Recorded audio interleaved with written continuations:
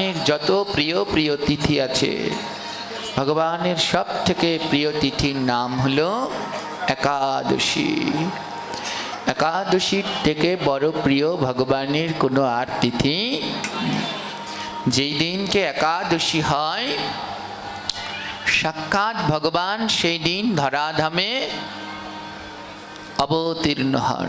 একাদশী হলেন স্বয়ং ভগবান। একাদশীর দিন ভগবান সমস্ত কিছুর মধ্যে অবস্থান করেন। ইট পাথর কাঠ সমস্ত কিছুর মধ্যে একাদশীর দিন ভগবান অবস্থান করেন। মাত্র 5টি জিনিসের ভিতরে একাদশীর দিন ভগবান থাকেন না। সেই 5টি দ্রব্যকে বলা হয় পঞ্চশস্য। কালকে আসছে, কালকে আমাদের পরম পূজনীয় সেই ব্রত রয়েছে। কাল কোন ব্রত আছে? এই একাদশীর নাম কি? কালকের একাদশীর নাম কামদা একাদশী তিথি। বড় দুর্লভ তিথি। এ জগতে যে পুণ্য করে, সেই পুণ্যের ফলের ভাগ সে পায়। যে পাপ করে সেই পাপের ভাগ সে পায়। একজনের পাপ আরেকজনে নিতে পারে, একজনের পুণ্য একজনে নিতে পারে। কিন্তু বড় আশ্চর্যময় এই একাদশী তিথি। কালকে যে একাদশী আছে, এই একাদশীর পুণ্য অন্যকে দান করা যায়। বড় দুর্লভ কালকের এই কামদা একাদশী। আমাদের 24টি একাদশী প্রত্যেকটি নিজস্ব আলাদা আলাদা মাহাত্ম্যে মহিমান্বিত। তার মধ্যে কামদা একাদশীও বড় মহিমান্বিত। একমাত্র আমাদের ভজনের জন্য 6টা শত্রু। ভজনের শত্রু কয়টা? কাম, ক্রোধ, লোভ, মোহ, মাদ, আশ্চর্য। তো প্রথম ডেঞ্জারাস শত্রুটার নাম কি? কাম। মনের ভিতরে যদি একবার কামনা চলে আসে, হাজার ভগবানকে ডাকলেও আর কোনো কাজ হয় না। একেবারে নষ্ট করে দেয়, ভজনকে নষ্ট করে যায়। একবার যদি চরিত্রের উপরে দাগ লেগে যায়, আর হয় কি? আর সেটা উঠানো বড় কঠিন। এই যে মাঝে মাঝে আমি বলি, money loss, nothing loss, health loss, something loss, character loss, so everything loss. বলে চরিত্রের উপরে যদি একবার দাগ লেগে যায়, একেবারে সব গেল। এই ভজনের প্রধান শত্রু হলো এই কামনা। কতজন এই সাধুপথে ভক্তিপথে আসলো, কিন্তু এই কামনার জন্যে তাকে এই জগৎকে ছাড়তে হয়েছে। তাই শাস্ত্রে এই একাদশীর মধ্যে কি নেই? সব আছে। কেউ যদি পুত্র চান তাহলে পুত্রতা একাদশী করুন, কেউ যদি জয় চান তাহলে জয়া একাদশী করুন, সব আছে একাদশীর মধ্যে। আর বললেন কেউ যদি কামনাকে দেহ থেকে দূর করতে চান, তাহলে এই বিষ্ণু মাসের শুক্লপক্ষীয় একাদশী কামদা একাদশী ব্রত পালন করুন। আপনি অবশ্যই এই ষড়রিপুর কামনাকে জয় করতে পারবেন। কাল সেই পরম পবিত্র তিথি। তাই আদ্যকার আমাদের আলোচ্য বিষয়বস্তু হলো একাদশী। কে কে প্রত্যেকটা একাদশী করেন? এখানে যারা ভক্তরা আছেন, কে কে প্রত্যেকটা একাদশী করেন? হাত তুলবেন, মিথ্যে বলবেন না। কে কে প্রত্যেকটা করেন? বাহ, খুব ভালো। মাঝে মাঝে দ্বীপ আছে, মাঝে মাঝে 2-1টা দ্বীপ, মানে 2-1 জায়গা থেকে হাত ওঠেনি, আবার যে জায়গা থেকে ওঠেনি একেবারে গোল দিয়ে ওঠেনি, মানে এনারা সবাই আশেপাশের বান্ধবী। সমস্ত পাপের ক্ষমা হয়, কিন্তু একাদশী না করলে সেই পাপের ক্ষমা। আমি যে শ্লোকটি প্রথমে পাঠ করলাম, এখানে বললেন ব্রহ্মাগ্নস্য সুরাপায়স্য স্তর্ণীয় গুরুতল্পিনা। অর্থাৎ শাস্ত্রে উল্লেখ করা আছে, ব্রহ্মঘাতী হলে, সুরাপান করলে,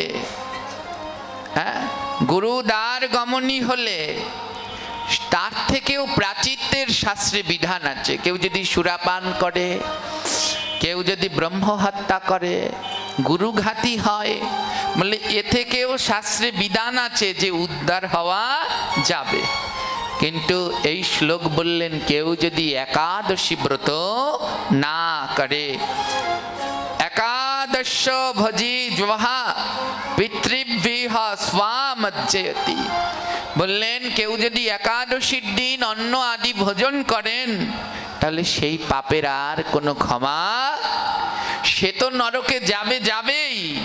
পিতৃভ্যঃ স্বা, তার পিতৃপুরুষগণ সহ নরকে যেতে হবে। কি আশ্চর্য না! পাপ করলাম আমি, একাদশী করব না আমি, আর নরকে যাবে আমার পিতৃপুরুষও। হ্যাঁ, গ্রন্থের এই শ্লোক বললেন কেউ যদি একাদশী না করে, একাদশীর দিন অন্ন ভোজন করে, তাহলে সে তো নরকে যাবেই, তার পিতৃপুরুষগণ নরকে যাবে। বলে কেন পিতৃপুরুষগণ কি অপরাধ করলো? বলে পিতৃপুরুষগণ তোমাকে সঠিকভাবে মানুষ করতে পারেনি। প্রত্যেক মাতা পিতার কর্তব্য সন্তানকে ছোটবেলা থেকেই একাদশী ব্রত করানো। আর যে শিশুকাল থেকে কৃষ্ণ ভজন করে সে কোনো সময় বিপথে যেতে পারে না। গ্রন্থ বললেন শিশুকালে ভজে কৃষ্ণ আসে তরাসে, জৈবনে ভজিলে কৃষ্ণ আসে কি না আসে। বৃদ্ধ কালে ভজে কৃষ্ণ জমের তরাসে। কৃষ্ণ ভজনের উপযুক্ত সময় হলো শিশুকাল। শিশুকালে ভজে কৃষ্ণ আসে তরা। বলে কেউ যদি শিশুকাল থেকে কৃষ্ণ ভজন করে খুব তাড়াতাড়ি সে কৃষ্ণকে পায়। যৌবনে ভজিলে কৃষ্ণ আসে কি না আসে? যৌবনকালে কৃষ্ণ ভজন করলে পেতেও পারো, নাও পেতে পারো, কারণ যৌবনকালে মন বড় উড়ু উড়ু করে।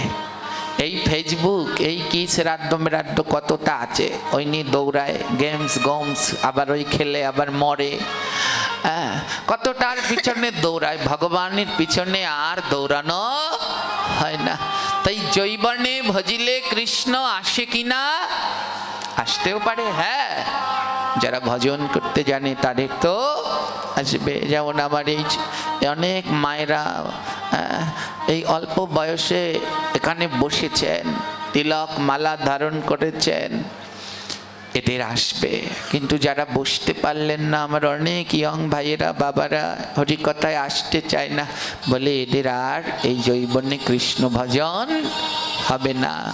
তাই যৌবনে ভজে কৃষ্ণ আসে কি না আসে। বৃদ্ধকালে ভজে কৃষ্ণ জমেরও তরাসে। বৃদ্ধকালে আর কি কৃষ্ণ ভজন করবে? সময় জমের তরাসেই আর দিশে পাবে না। আমার বয়স একটু হলে পরে আমাদের মায়েরা খুঁটি খোঁজে, খুঁটি খোঁজে কোনটার সাথে হেলান দিয়ে বসা যায়। কেউটা আবার সঙ্গে করে একখানা টুল নিয়ে চলে আসে। প্রত্যেক ঠাকুর ঘরে গেলে একখানা মোড়া পাওয়া যায়। মোড়া দিয়ে কি হয়, বাবা আসন করে বসে পুজো দিতে পারি না, তাই মোড়ার উপরে বসে দেয়। এটা আপনাদের কোনো দোষ নয়, এটা বয়সের দোষ। একদিন এই বয়সে আসলে আমারও হবে। তাই বৃদ্ধকাল কৃষ্ণ ভজনের উপযুক্ত নয়। এখানে শরীর নিয়েই ব্যস্ত থাকতে হয়, ভজন করবো কোন সময়? তাই যা করবার খুব তাড়ায় তাড়ায় করতে হয়। তাই ভজন করবার উপযুক্ত শ্রেষ্ঠ সময় হলো শিশুকাল। আর শিশুকালে সন্তানদের ভজন করানোর দায়িত্ব হলো মাতা পিতার। আমরা বড় দুঃখী জাতি, জানেন, ছোটবেলা থেকে বাচ্চারা ভজন করতে আসে, কিন্তু আমাদের মা বাবা দেয় না। বাচ্চাদের নিয়ে যখন কীর্তনে যায়, মেলায় যায়, আমি অনেক দেখেছি বাচ্চারা আবদার করে, আমাকে একটা মালা কিনে দাও না, একটা জপ মালা কিনে দাও না। মা বাবা দেয় না, বলে এখনো সময় হয়নি। মা বাবা কিনে দেয় বন্দুক। কি কিনে দেয়? আর ওগুলো বড় হয়েও ধরে আবার বন্দুক। হ্যাঁ, তো ছোটবেলা থেকেই প্রত্যেক মাতা পিতার উচিত সন্তানদের কৃষ্ণ ভজনের পথে নেয়া। তাই বললেন তুমি যদি একাদশী না করো তাহলে তোমার পিতৃপুরুষগণ নরকে যাবে। কেন? কারণ তাহলে তোমার পিতৃপুরুষগণ তোমায় সঠিক শিক্ষা দান করতে পারেনি। তাই মা, যারা একাদশী ব্রত করেন না সবার কাছে করো জোরে অনুরোধ রইল, আপনারা সবাই একাদশী ব্রত করবেন। সমস্ত পাপের ক্ষয় হলেও একাদশী পাপের কোনো ক্ষয় নেই। এই শ্লোক বললে, কেউ সুরাপান করলে, ব্রহ্ম হত্যা করলে, গুরুগাতি হলে তাও শাস্ত্রে প্রাচিত্যের বিধান আছে, কিন্তু একাদশী না করলে তার কোনো প্রাচিত্যের বিধান গ্রন্থের মাঝে নেই। তাই সবার জন্য একাদশী বাধ্যতামূলক। হ্যাঁ, অনেকে আছে ভয়ে করে না। আমাদের অনেক মায়েরা একাদশী ভয়ে করে না। একদল মানুষ আমাদের শিখায় সদবাদের একাদশী করতে নেই। আছে না একদল এমন, বলে সদবাদের একাদশী করতে নাই, একাদশী করলে স্বামী মারা যায়। এমন কত কি রয়েছে, তাদের বাবা মা বেঁচে তাদের একাদশী করতে নেই। এগুলো সব ভুল শিখায়। একদল মানুষ আছে যারা নিজেরাও একাদশী করবে না, অন্যদেরও করতে একটা কিছু তো লাগে। হ্যাঁ, আমি অনেক জনকে দেখেছি। এক জায়গায় দেখছি এক বৃদ্ধ মাতাজি এক গ্রামে একাদশী করেছে। এবার সবাইকে বলছে, নতুন বউজি সবাইকে বলছে, এই তোরা একাদশী করছিস, তোদের ভয় নাই? একাদশী করলে স্বামী মারা যায়, স্বামীর আয়ু ক্ষয় হয়।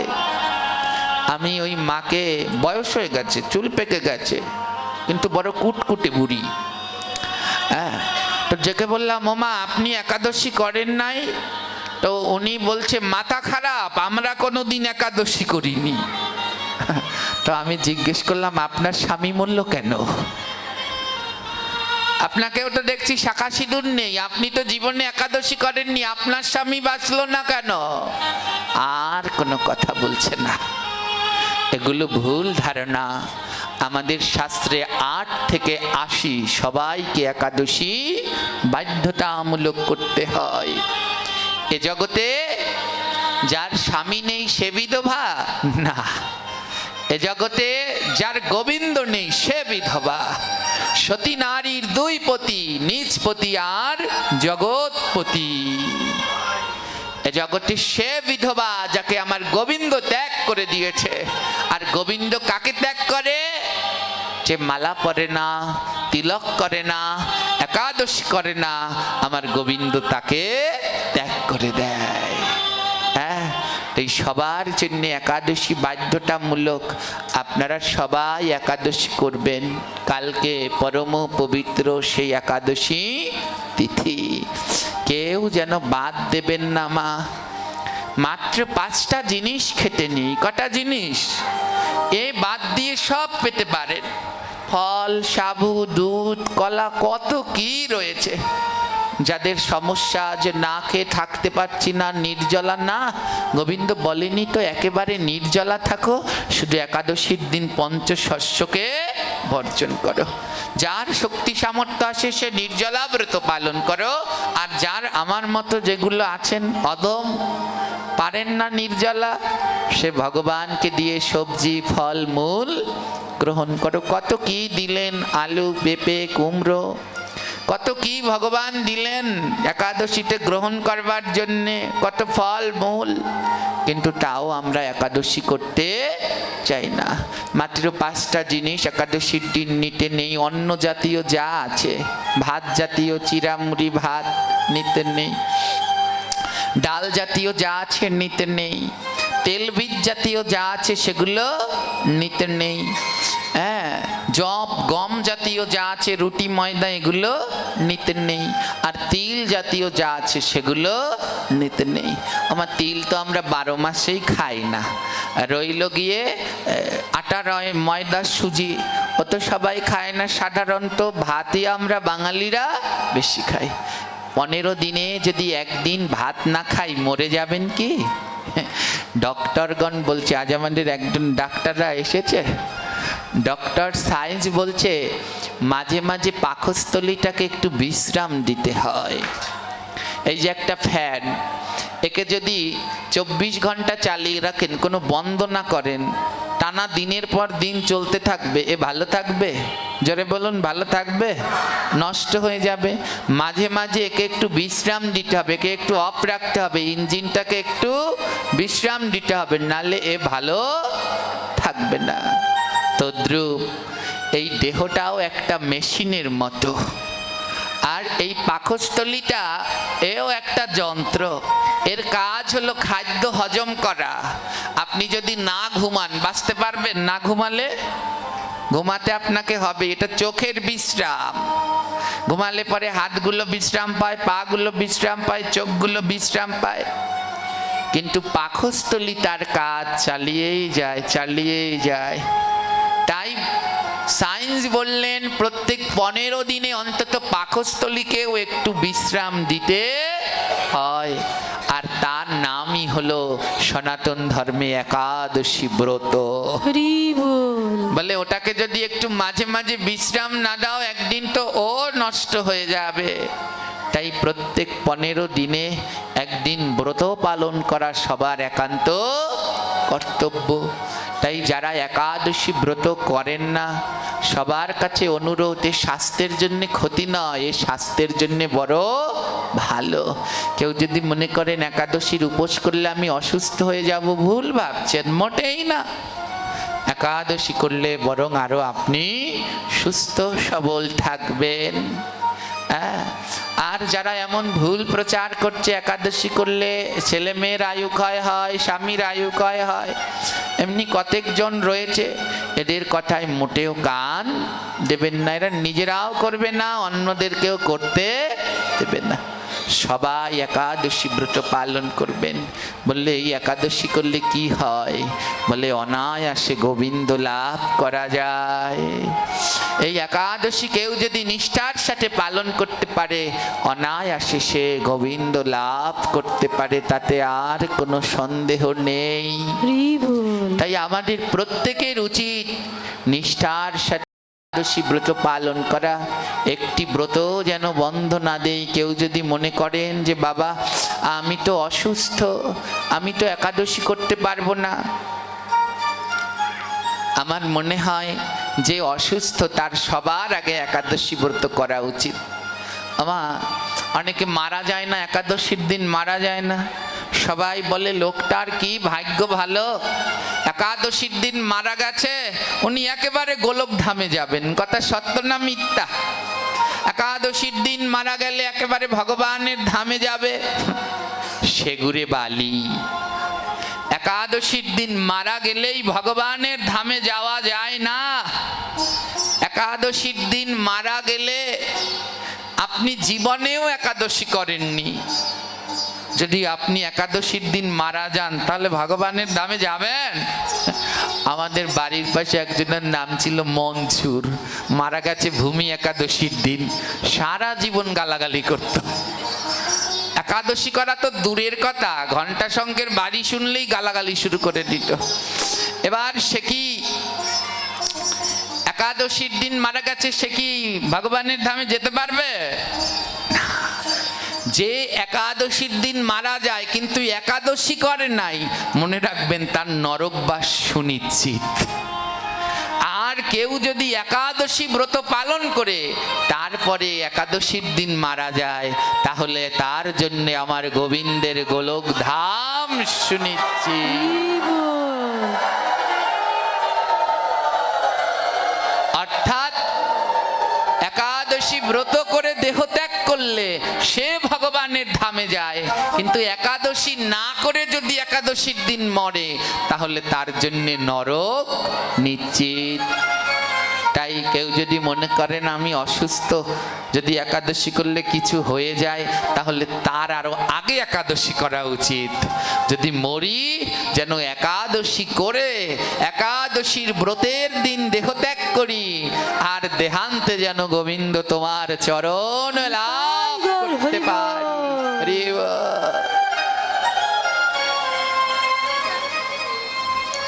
ধ্যান দিন, একাদশীর কি অপূর্ব মাহাত্ম্য।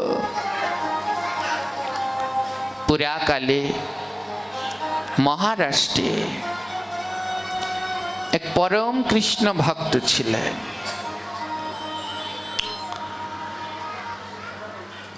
এই কৃষ্ণ ভক্তের নাম রঘুনন্দন দাস। রঘুনন্দন ছোটবেলা থেকেই পরম কৃষ্ণ ভক্ত। বাবা রূপনাথ, মা নিত্যময়ী। আর রূপনাথ এবং নিত্যময়ীর গুরুদেব ছিলেন গোবিন্দ দাস বাবাজি। রূপনাথ এবং নিত্যময়ী পরম কৃষ্ণ ভক্ত। আর তাদের একমাত্র সন্তান, ছেলেটার নাম রঘুনন্দন। সবাই তাকে বাবা মা ছোটবেলায় আদর করে রামা রামা বলে ডাকত। রঘুনন্দন রামেরই এক নাম, তাই রামা রামা বলে সবাই আদর করে ডাকতেন। এই রঘুনন্দন ছোটবেলা থেকে বড় সহজ সরল, সহজ সরল ছোটবেলা থেকেই। যখন রঘুনন্দনের বয়স 5 বছর, হঠাৎ একদিন তার বাবা দেহত্যাগ করলেন। মা নিত্যময়ী ছেলেকে নিয়ে পড়লেন মহা বিপদে। মা নিত্যময়ী লোকের বাড়িতে কাজ করে। যেই দিন কাজ পায় সেদিন খাবার জোটে, আর যেদিন কাজ পায় না সেদিন আর ওদের খাবার জোটে না। ছোট্ট রঘুনন্দন বড় হাবাগোবা, নাদুস নদুস চেহারা, খেতে খুব পছন্দ করে, মনটা খুব সরল। আমার এ জগতে যারা সরল মনের হয় তারা খেতে খুব ভালোবাসে। রঘুনন্দনও খেতে খুব ভালোবাসে। একটু পর পর মায়ের কাছে গিয়ে খাবার চায়, মা কিছু খেতে দাও না, কিছু খেতে দাও না। কিন্তু ওর মা এমন দুঃখী, সব সময় ছেলের ইচ্ছে পূর্ণ করতে পারে না। কোনো বেলায় খেতে দিতে পারে তো কোনো বেলায় খেতে দিতে পারে না। বড় দুঃখী, কিন্তু ওরা বড় কৃষ্ণ ভক্ত। যা পায় লোকের বাড়িতে কাজ করে গোবিন্দকে না দিয়ে গ্রহণ করে না। বড় কৃষ্ণ ভক্ত।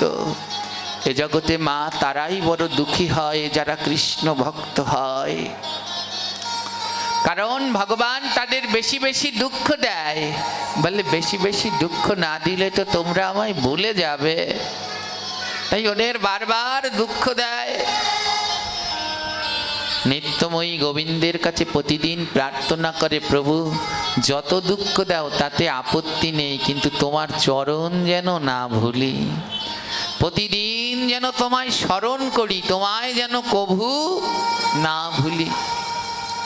একটু পরপর ছেলেটা এমনি করে খেতে চায়, কিন্তু মা খেতে দিতে পারে না। যেদিনকে কাজ পায় সেদিন খাবার জোটে, যেদিন না পায় সেদিন আর জোটে না। ওদের বাড়ির পাশে একটা ঘোষ ছিল, ওদের অনেক গরু ছিল, ওই গোমাতায় অনেক দুগ্ধ হতো। ওই ঘোষের ছেলের সাথে ছোট্ট রঘু খেলতে যেত। প্রতিদিনের মতো আজও রঘু খেলতে গিয়েছে। মায়ের কাছে বলছে, মা কিছু খেতে দাও।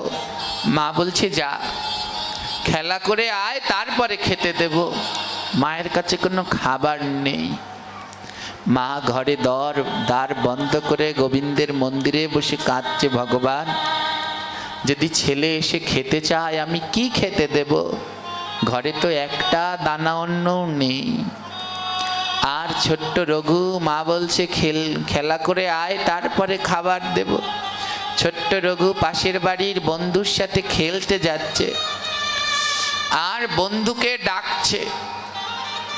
ওরা গরিব বলে ওদের সাথে কেউ মেশে না, তাই রঘু জাল না দিয়ে ওই পাশের ঘোষ বাড়ির বন্ধুটাকে ডাকছে, বন্ধু আয় খেলবি আয়। ঘোষগিন্নি তার ছেলেকে জোর করে দুধ খাওয়াচ্ছে, আর জানালার ফাঁকা দিয়ে রঘু ওটা দেখছে। আর মনের ভিতরে একটু লালসাও জাগলো, আহারে ওরা দুধ খাচ্ছে, দুধের স্বাদ কেমন যদি আমি একটু জানতে পারতাম, আমাকে যদি একটু দুধ দিত। রঘু জালনা দিয়ে অপলক দৃষ্টিতে তাকিয়ে রয়েছে, আর ঘোষ গিন্নি, ওই বড়লোক গিন্নি তার ছেলেকে জোর করে দুধ খাওয়াচ্ছে, আর রঘু ওই জালনা দিয়ে অপলক দৃষ্টিতে দেখছে। হঠাৎ ওই ঘোষ গিন্নির নজর পড়ল যে তার ছেলে দুধ খাচ্ছে আর জালনা থেকে ওই ভিখারির ছেলে দেখছে। ঘোষ গিন্নি একটা ঝাঁটা নিয়ে চলে গেল। তোর এত বড় সাহস, আমার ছেলের খাবারের দিকে নজর দিলি? একটা ঝাঁটা দিয়ে ছোট্ট রঘুকে মারতে লাগলেন। আর এত মারল, ওই ঝাঁটার সমস্ত শলাগুলো রঘুর দেহের মধ্যে গেঁথে গেল।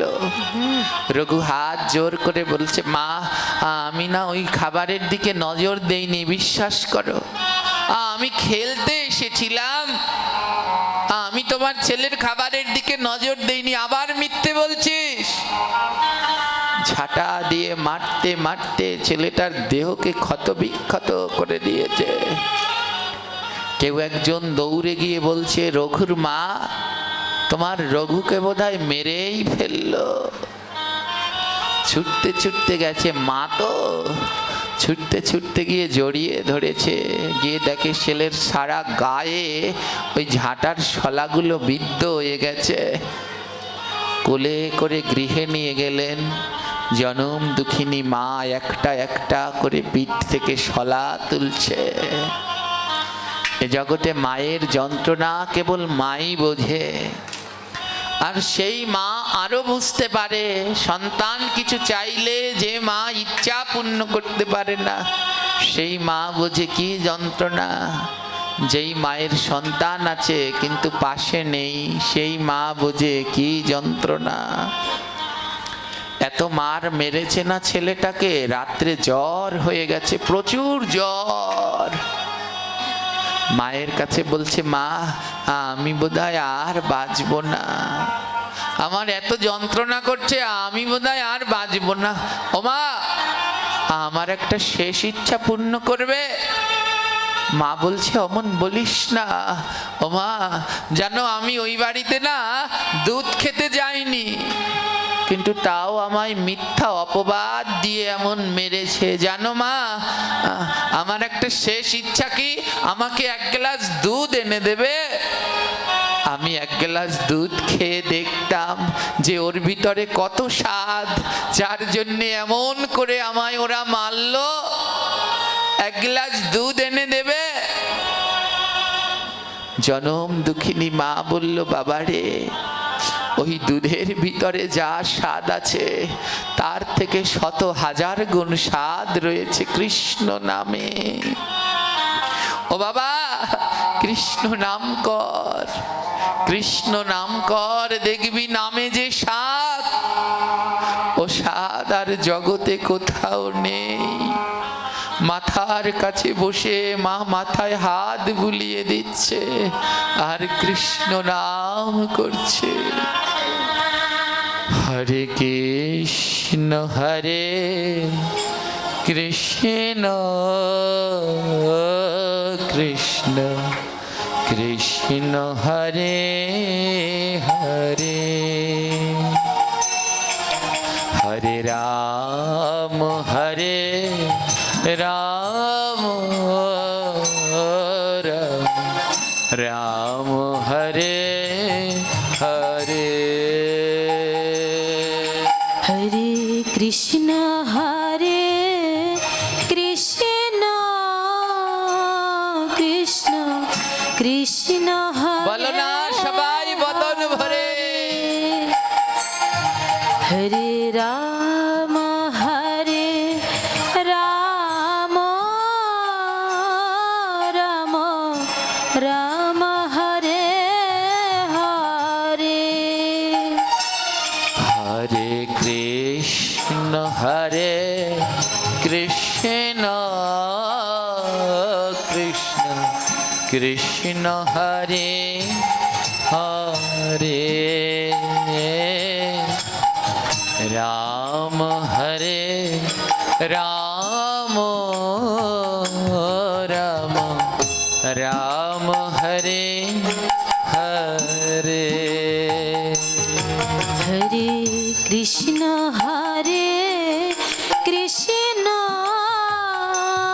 কৃষ্ণ কৃষ্ণ হরে হরে রাধে হরে রাম রাম রাম রাম হরে হরে জনম দুঃখিনী মায়ের কাছে বলছে, মা এক গ্লাস দুধ এনে দাও না, আমি খেয়ে দেখতাম ওর মধ্যে এমন কি স্বাদ আছে যার জন্য ওরা আমায় এমন করে মারলো। মা বলছে, আমি পারবো না, তুই কৃষ্ণ নাম কর বাবা, ওই কৃষ্ণ নামের মধ্যে বড় অমৃত আছে যা ওই দুধের ভিতর নেই। ছেলেটাকে বুকের মধ্যে জড়িয়ে ধরে জনম দুঃখিনী মা কৃষ্ণ নাম গাইছে। কৃষ্ণ কৃষ্ণ হরে হরে গৌর হরি হরে রাম রাম রাম রাম হরে হরে হরে কৃষ্ণ হরে কৃষ্ণ কৃষ্ণ কৃষ্ণ হরে হরে হরে রাম রাম রাম হরে হরে হরে কৃষ্ণ কৃষ্ণ গৌর হরি কৃষ্ণ কৃষ্ণ হরে হরে হরে রাম রাম রাম হরে হরে বুকের মাঝে জড়িয়ে ধরে কৃষ্ণ নাম করছে আর মা কাঁদছে কৃষ্ণ আর ভগবানের কাছে বলছে, গোবিন্দ তুমি যত দুঃখ দাও দাও, কিন্তু সেই দুঃখ সহ্য করার শক্তি দিও প্রভু, শক্তি দিও, যেন এমনি ভাবে এই দুঃখ সহ্য করে দুটি নয়নের জলে ভাসতে পারি। সকাল হয়ে গেল, দুদিন ধরে কিছু খাওয়া হয় না। একজন এসে বলছে, এই নিত্যময়ী, জানিস পাশের গ্রামে তোর গুরুদেব এসেছে, গোবিন্দ বাবা এসেছে, যাবি নাকি? যেই শুনলেন পাশের গ্রামে গুরুদেব এসেছেন, ছেলেকে বলছে, চল বাবা, আজ তোকে ওই দুধের ভিতরে আর কি স্বাদ আছে তার থেকেও এক পরম স্বাদ দ্রব্য গ্রহণ করাবো। অসুস্থ ছেলেকে কোলে নিয়ে মা যাচ্ছেন পাশের গ্রামে গুরুদেবের কাছে হরি কথা শ্রবণ করতে। সকালবেলা রওনা দিয়েছে, সন্ধ্যা হয়ে গেছে, আর গুরুদেব ভাগবত আসরে বসে ভাগবত পাঠ করছেন। মা আর ছেলে আসরে বসে এক মনে হরি কথা শ্রবণ করছেন। গুরুদেব পাঠ করছেন, জানো আজও বৃন্দাবনে কৃষ্ণ আমার সখাদের সনে গাভী চড়ায়। ছোট্ট ছেলে পাশে বসে বলছে, ও মা, এ কোন কৃষ্ণর কথা বলছে? তুমি যেই কৃষ্ণের পুজো করো সেই কৃষ্ণ? মা বলছে, হ্যাঁ বাবা, সেই কৃষ্ণের কথাই বলছে। গুরুদেব বলছে, জানো ভক্তগণ, কৃষ্ণের 9 লক্ষ ধেনু আছে।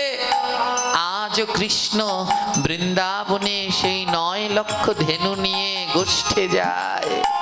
রাখাল রাজা সেই 9 লক্ষ ধেনুদের নিয়ে আজও চড়ায়। ছোট্ট ছেলে মাকে ডেকে ডেকে বলছে, ও মা, যদি 9 লক্ষ গরু থাকে তার মানে তো অনেক গরু। আমাদের পাশের বাড়ি ঘোষ, ওদের মাত্র 5টা গরু, তার জন্য ওদের বাড়িতে 2 জন কাজের লোক। আর কৃষ্ণদের 9 লক্ষ গরু আছে, তাহলে তো কৃষ্ণদের কত না জানি কাজের লোক আছে। গুরুদেব ভাগবত পাঠ করছেন, জানো জগতে আমার যশোদা মায়ের মতো এমন দয়ালু আর কেউ নেই।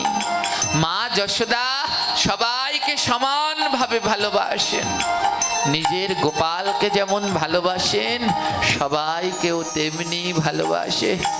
ছোট্ট ছেলে ভাগবত শুনে শুনে মনের মধ্যে লালন করে নিল, আমি বৃন্দাবনে যাব, কৃষ্ণের কাছে আমি বৃন্দাবনে যাব।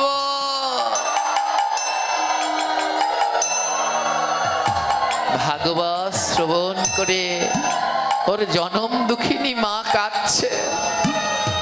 ছোট্ট ছেলে মায়ের নয়নের জল মুছিয়ে দিচ্ছে। ও মা, তুমি কেঁদো না, তোমার আর কোনো দুঃখ থাকবে না। ও মা, শোনোনি গুরুদেব পাঠে বলেছে কৃষ্ণের বাবার নাকি 9 লক্ষ গাভী আছে। মা, আমি বৃন্দাবনে যাব। আর যাদের এতগুলো গাভী আছে ওদের বাড়িতে গেলে আমায় একটা না একটা কাজ দেবে, আর আমি কাজ করে আমায় যে টাকা দেবে আমি সেই অর্থ তোমার জন্য পাঠিয়ে দেব। আর শুনলে মা, গুরুদেব বলল মা যশোদার নাকি অনেক দয়া। মা যশোদার তো অনেক দয়া, তাহলে আমাকে একটু দুধও খেতে দেবে মা, আর আমি খেয়ে দেখব ওই দুধের মধ্যে কেমন কি স্বাদ, যার জন্য ওরা আমায় এমন করে মারলো। মা দুটি বাহু দিয়ে ছেলেকে বুকের মাঝে জড়িয়ে ধরেছে। রঘুরে, আমি পারলাম না তোকে খাবার তুলে দিতে। চিন্তা করো না মা, কৃষ্ণই তো বলো যার কেউ নেই তার কৃষ্ণ আছে, তাহলে তো আমার কৃষ্ণ আছে, আমি বৃন্দাবনে কৃষ্ণের কাছে যাব। মা ছেলেকে বলছে, বাবা গুরুদেব যেই কথা বলেছে অনেক আগের কথা, বহু পুরানা, হাজার হাজার বছর আগের কথা। এখন আর কৃষ্ণ বৃন্দাবনে নেই। এই কথা যখন শুনল ছেলেটার মুখ কালো হয়ে গেল। ছোট্ট রামা ছুটতে ছুটতে গুরুদেবের কাছে গেলেন। গুরুদেব, ও গুরুদেব, তুমি বলো না কৃষ্ণ বৃন্দাবনে আছে কি নেই? গুরুদেব বললেন আছে। বাবা, আজও কৃষ্ণ বৃন্দাবনে আছেন। তার 9 লক্ষ গাভী আছে। হ্যাঁ, তার 9 লক্ষ গাভী আছে। মা যশোদা, হ্যাঁ মা যশোদাও আছে। মাকে হাত ধরে টানতে টানতে গুরুদেবের কাছে নিয়েছে। শোনো মা, তুমি বললে কৃষ্ণ নেই, শোনো, গুরু বাক্য কি কোনোদিন মিথ্যে হয়? গুরু তো কোনোদিন মিথ্যে বলে না। তুমি তো বলো সত্য জ্ঞানে গুরু বাক্য যাহার বিশ্বাস, অবশ্য তাহার হয় ব্রজভূমে বাস। ও মা, গুরু বাক্য মিথ্যে হয় না। কৃষ্ণ বৃন্দাবনে আছে, তার 9 লক্ষ গাভীও আছে, মা যশোদাও আছে। ও মা, তুমি আমায় অনুমতি দাও না, আমি বৃন্দাবনে যাব। গুরুদেবের কাছে গিয়ে বলছে, গুরুদেব আমি বৃন্দাবনে যাব। গুরুদেব, আমি আর আমার মা বড় দুঃখী, আমরা খেতে পাই না, আজ 3-4 দিন ধরে আমরা কিছু খাইনি। গুরুদেব বুকের মাঝে জড়িয়ে ধরেছে। নিত্যময়ীকে ডেকে বললেন, মারে ছেড়ে দে, এ সন্তান ছেড়ে দে, তুই তো ওকে খেতেও দিতে পারবি না, ওর সরল মনের ভক্তিটা নষ্ট করিস না, ওকে যেতে দে, ওকে বৃন্দাবনের পথে যেতে দে। মা নিত্যময়ী মনে মনে ভাবলেন, ঠিকই তো, আমি তো ছেলেকে ভালো মতো খেতেও দিতে পারবো না, তার থেকেও চলে যাক। মা গুরুদেবকে বলছে, গুরুদেব বৃন্দাবন তো অনেক দূর, আমার ছেলে তো চেনে না কিছু, ও যে বড় সরল। গুরুদেব বললেন, এ জগতে যে সরল তার জন্যই গোবিন্দ আছে। আর যার মনে গন্ডগোল তার জন্য গোবিন্দ নেই, ছেড়ে দে। মা তিলক চন্দন পরিয়ে ছেলেকে সুন্দর করে সাজিয়ে দিলেন, যা বাবা যা, আমি তোকে বৃন্দাবনের পথে ছেড়ে দিলাম। গুরুদেব বললেন, যা রে রামা, এই পথে চলে যা। আর যদি কোনোদিন কৃষ্ণের দেখা পাস তবে বলিস ওই মহারাষ্ট্রের এক কোনায় তোর জনম দুঃখিনী মা আর এই গুরুদেব অপেক্ষা করছে, যেন তাদেরকেও কৃপা করে কৃষ্ণ উদ্ধার করে।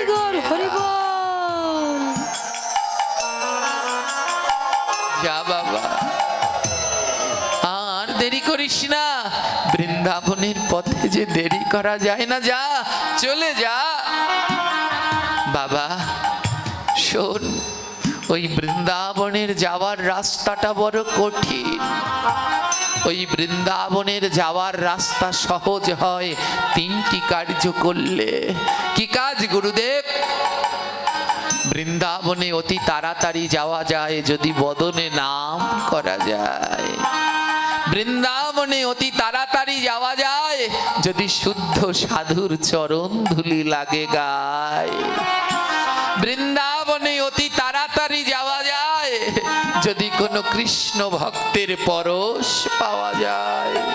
তাই বাবা, তুই এই বৃন্দাবনের পথে যাবি, কৃষ্ণ নাম ছাড়বি না। আর রাস্তায় যদি কোনো সাধুগুরু বৈষ্ণব পাস, তাদের চরণের ধুলা মাথায় দিবি, বুকে জড়িয়ে ধরে পরশ করবি, আর তাদের কাছে বলবি, আমার কৃষ্ণ কোথায়, বৃন্দাবন কত দূর। গুরুদেবের কথা মাথায় নিয়ে ছোট্ট ছেলে রওনা দিয়েছে বৃন্দাবনের পথে। হরে কৃষ্ণ কৃষ্ণ কৃষ্ণ হরে হরে, হরে রাম রাম রাম হরে হরে। হরে কৃষ্ণ কৃষ্ণ রাধে কৃষ্ণ হরে হরে, হরে রাম রাম রাম হরে হরে। হরে কৃষ্ণ কৃষ্ণ কৃষ্ণ হরে হরে, হরে রাম রাম রাম হরে হরে। হরে কৃষ্ণ কৃষ্ণ কৃষ্ণ কৃষ্ণ হরে হরে, হরে রাম রাম রাম হরে হরে। ওই বৃন্দাবনের পথে মধুর নাম গাইতে গাইতে রওনা দিয়েছে। আর রাস্তায় যখন কোনো কৃষ্ণ ভক্ত দেখতে পায়, তাদের চরণের ধুলা নিয়ে মাথায় দেয়। আর সেই পথচারী ভক্তরা বুকে জড়িয়ে ধরে, আহারে ও বাবা, তুই কোথায় যাচ্ছিস? ছেলেটা বলছে, আমি বৃন্দাবনে যাচ্ছি কৃষ্ণের বাড়িতে কাজ করব বলে। সাধুরা মাথায় হাত দিয়ে বলে, যা যা, তুই পারবি। এমন ছোটবেলায় রওনা না দিলে যে গোবিন্দের কাছে পৌঁছাতে বড় দেরি হয়ে যাবে। যা যা, তুই চলে যা। হরে কৃষ্ণ কৃষ্ণ কৃষ্ণ কৃষ্ণ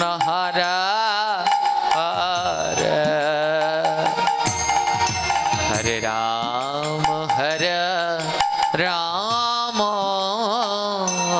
রাম রাম হরে হরে। হরে কৃষ্ণ কৃষ্ণ কৃষ্ণ কৃষ্ণ হরে হরে। হরে রাম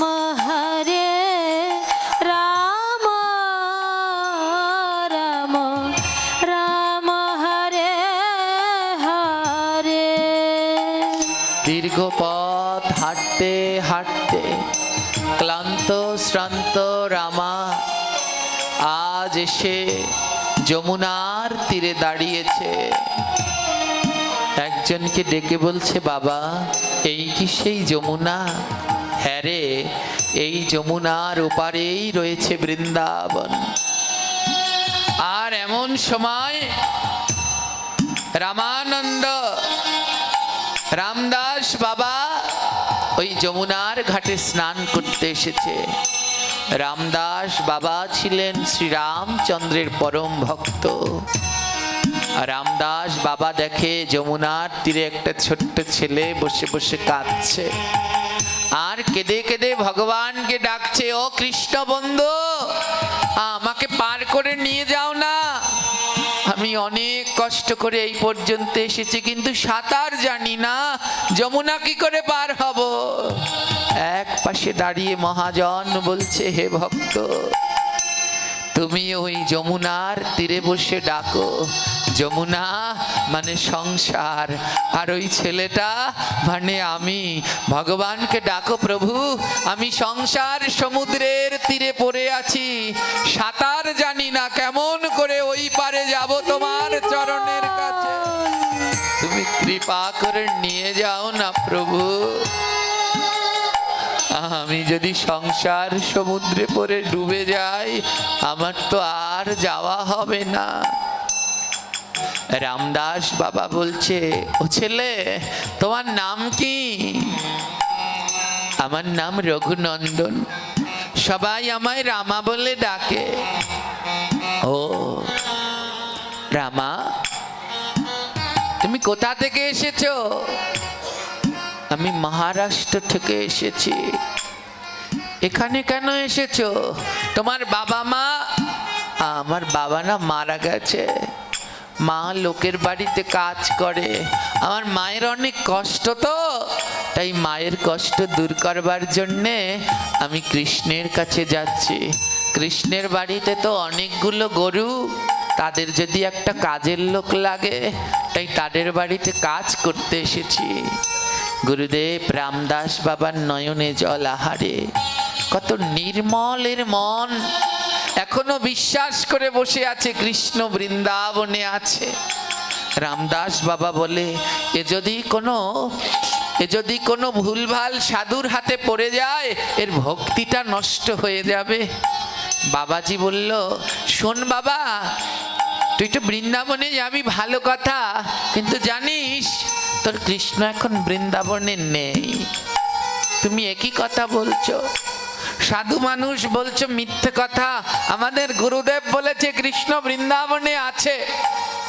রামদাস বাবা বলে, হ্যাঁ আছে, কৃষ্ণ না ওর মামার বাড়িতে একটু বেড়াতে গেছে, ওর মামার বাড়ি মথুরায় গেছে। তুই একটা কাজ কর বাবা, তুই আমার সাথে আমার আশ্রমে চল, আমার আশ্রমে কিছুদিন থাকবি। কৃষ্ণ যখন মামা বাড়ি থেকে বেরিয়ে এই পথে যাবে, তখন কৃষ্ণের সাথে চলে যাস। ও কৃষ্ণ মামা বাড়িতে গেছে? কৃষ্ণের মা আছে না বৃন্দাবনে, যশোদা মা? না রে, সেও কৃষ্ণের সাথে মামা বাড়ি বেড়াতে গেছে, তুই আমার সাথে চল। বাবাজি ওকে ভুলিয়ে ভালিয়ে নিয়ে যাচ্ছে, বলে কোনো অসৎ লোকের হাতে পড়লে ওর ভক্তি তো নষ্ট হয়ে যাবে, তাই ভুলিয়ে ভালিয়ে নিয়ে গেল। নে, আজ থেকে তুই এই আশ্রমে থাকবি। ও বাবাজি, আমাকে যে রাখবে, আমার কিন্তু একটু পর পর ক্ষুধা পায়, তুমি আমায় খেতে দিতে পারবে? বাবাজি বলে এ আশ্রমে কতজন খাবার খায়, তুই আর কতটুকু খাবি, তোর যত খাবার লাগে সব দেব। প্রতিদিন দেবে? বাবাজি বলল হ্যাঁ প্রতিদিন দেব, নে তুই এই আশ্রমেই থাক। সেদিন থেকে রামা রামদাস বাবার আশ্রমে থাকতে লাগলেন। আর প্রতিদিন ওই যমুনার তীরে বসে হরিনাম করে আর অপেক্ষা করে আমার কৃষ্ণ এখান থেকে আবার বাড়ি ফিরে যাবে। প্রতিদিন অপেক্ষা করে, কিন্তু কৃষ্ণ আর আসে না। দেখতে দেখতে 15 দিন কেটে গেল, চলে আসলো একাদশী তিথি। রামদাস বাবার আশ্রমে কঠিন নিয়ম, একাদশীর দিন আশ্রমে কোনো আগুন জ্বলবে, নিরম্ভ উপবাস। যারা আশ্রমে থাকবেন সবার জন্য নির্জলা উপবাস। ছোট্ট রামা রাধুনির কাছে গিয়ে বলছে, ও রাধুনি বাবা খেতে দাও, ক্ষুধা পেয়েছে। রাধুনি বাবা বলছে, আজ তো একাদশী বাবা, আজ আমাদের আশ্রমে কোনো রান্না হয় না, সবাই জল পর্যন্ত খায় না, নির্জলা একাদশী। কি আজ না খেয়ে থাকতে হবে? আমি তো বাবাজিকে আগেই বলেছি আমি না খেয়ে থাকতে পারবো না। ছুটতে ছুটতে বাবাজির কাছে গেছে, ও বাবা, বাবা আজ নাকি তোমাদের কি একাদশী আছে? আমি তো না খেয়ে থাকতে পারি না, তুমি আমায় বলেছিলে প্রতিদিন খেতে দেবে, আজ দেবে না? ওর সরলতা দেখে বাবাজি রাধুনিকে ডেকে বললেন, রাধুনি বাবা ওকে কিছু সবজি দিয়ে দাও। রামা এই সবজি আর কড়াই যা, একাদশীর দিন আমাদের মন্দিরে চুলো জ্বালানো নিষেধ, এই সবজি আর কড়াই নিয়ে যমুনার তীরে চলে যা। আর যমুনার তীরে যে ওই কদম বনটা আছে ওখানে গিয়ে রান্না কর, এই একাদশীর সবজি যা ওখানে গিয়ে সিদ্ধ করে নে, একটু ঘি আর সন্দুপ লবণ দিয়ে নে, যা। অন্ন খাবি না একাদশীর দিন, অন্ন পেটে নেই, যা এই সবজি ঘি সন্দুপ লবণ দিয়ে সিদ্ধ করে তারপরে পাবি। সবজি দিল, কড়াই দিল। ছোট্ট রামা যখন রওনা দিয়েছে, রামদাস বাবা ডাক দিয়েছে, রামা একটা কথা মনে রাখিস বাবা, তুই যা রান্না করবি এগুলো আমার প্রভু রামকে ভোগ লাগাবি। যতক্ষণ পর্যন্ত আমার প্রভু রাম গ্রহণ না করবে ততক্ষণ পর্যন্ত তুই যেন খাবি না। আমার প্রভুকে দিয়ে তারপরে পাবি, যতক্ষণ পর্যন্ত আমার প্রভু না নেবে তুই যেন একাদশীর সবজি গ্রহণ করিস না। ছোট্ট রামা বললেন, ঠিক আছে গুরুদেব, যতক্ষণ পর্যন্ত ভগবান রাম না খাবে ততক্ষণ পর্যন্ত আমি খাবো না। ছোট্ট রামা যমুনার তীরে গিয়ে জীবনেও রান্না করেনি। আজ রান্না করতে গেলেন মা, ওই কোনো রকমের সবজি সিদ্ধ করতে গিয়ে হাতের বিভিন্ন জায়গা পুড়ে গেছে, তাও ওই সন্দুপ লবণ ঘি দিয়ে সবজিগুলো সিদ্ধ করেছে। আর ওই যমুনার তীর থেকে একটা কলা পাতা কেটে ওই কলা পাতার উপরে সবজিগুলো দিয়ে ভোগ লাগিয়েছে। আর কি করেছে জানেন? বসবার জন্য কিছু নেই, তাই ওই যমুনার তীর থেকে একটা শক্ত পাথর এনে দিয়েছেন। এই হে ভগবান রাম, তুমি পাথরটার উপরে এসে বসবে, আর এই যে তোমায় সবজি দিলাম, আমার গুরুদেব বলেছেন রাম না সেবা করা পর্যন্ত যেন খাস নে, তাই তুমি যতক্ষণ পর্যন্ত না আসবে ততক্ষণ পর্যন্ত তো আর আমি খেতে পারবো না। ওই যমুনার তীরে বসে প্রভুকে ডাকতে লাগলেন, কিন্তু ভগবান তো আর আসে না। হঠাৎ দেখে যমুনার তীরে এক সাধু হেঁটে যায়, ছুটতে ছুটতে ওই সাধুর কাছে গেলেন। সাধু বাবা, আমার গুরুদেব বলেছেন ভগবানকে ভোগ লাগিয়ে প্রসাদ পেতে। ভোগ কিভাবে লাগাতে হয়? আমি তো কোনো মন্ত্র জানি না, আমি কি দিয়ে ভোগ লাগাবো? সাধু বাবা বললেন, রামা মন্ত্রর কথাটা বারবার বলতো। রামা বলছে মন তোর, মন তোর, মন তোর, মন তোর। তোর মন, তোর মন দিয়ে তুই গোবিন্দকে যা দিবি তার নামই মন তোর, আলাদা মন তোর লাগবে না। যা বাবা, মন দিয়ে ভগবানকে গিয়ে ডাক, দেখবি ঠিক আসবে। রামা ডাকতে লাগলেন, কিন্তু ভগবান আর আসছে না। আবার ছুটতে ছুটতে গেলেন, ও সাধু বাবা, ভগবানকে তো কত ডাকলাম কিন্তু আসলো না তো। সাধু বাবা বললেন, শোন রামা, ভগবানকে অমন করে ডাকলে আসে না, কাঙাল হয়ে দুটি নয়নের জলে তাকে ডাকতে হয়। যা, দুটি নয়নের জল দিয়ে কাঙাল হয়ে ডাক। ছোট্ট রামা ওই পাথরের আসন পেতে তার সামনে কলা পাতায় ভোগ সাজিয়ে ভগবানকে ডাকছে, ও প্রভু, তুমি নাকি কাঙাল হয়ে ডাকলে তারপরে আসো। ছোট্ট রামা বলছে, জানো ভগবান, ভাবে আমার মতো আরে কাঙাল নাই রে। ভবে আমার মতো কাঙাল নাই রে। ভাবে আমার মতো কাঙ্গাল নাই রে। ভবে আমার মতো কাঙাল নাই রে। তুমি কাঙাল নাকি ভালোবাসো?